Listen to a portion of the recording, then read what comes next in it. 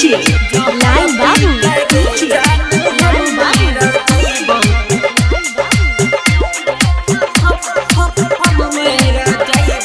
गे हमरा छोड़ी के ससुर घर जैभी गे हमरा छोड़ी के गे हमरा छोड़ी के ससुर घर जैभी तू दिलवा के नाम रानी हमर मिटैभी जहर पी के गे जहर पी के गे जान हम मर जइबो तोरा बिना गे छौड़ी रहे ना पैबो रहे ना पैबो जहर पी के गे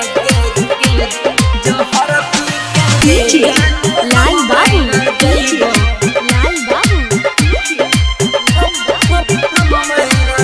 तोरा हम चाहे छियो जान से ज्यादा गे बदले छी छौरी तू किया इरादा गे तोरा से कइने छियो प्यार हमहु सच्चा गे तोरे छी किया ई बनल खच्चा गे ई शरीर के हमर तू खूने करैभी ई शरीर के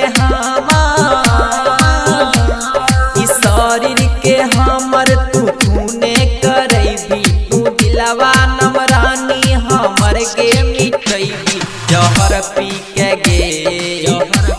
जहर पी के गे जान हम मर जइबो तोरा बिना गे छौरी रहे ना पैबो रहे ना पैबो जहर पी के गे जहर पी के डीजे लाल बाबू डीजे रिकॉर्डिंग स्टूडियो राजा सुनवरसा थाना चौक तोरा बिन सुना लागे छै हमर जिंदगी गे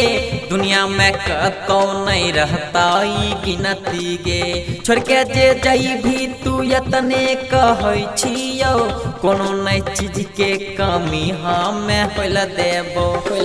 गे संतोष जी बच के जब याद जे अइतो गे संतोष जी बच के गे संतोष जी बच के हाँ याद जे अइतो तू नीरज के दिलावा से नाम मिटैभी जहर पी के गे जहर पी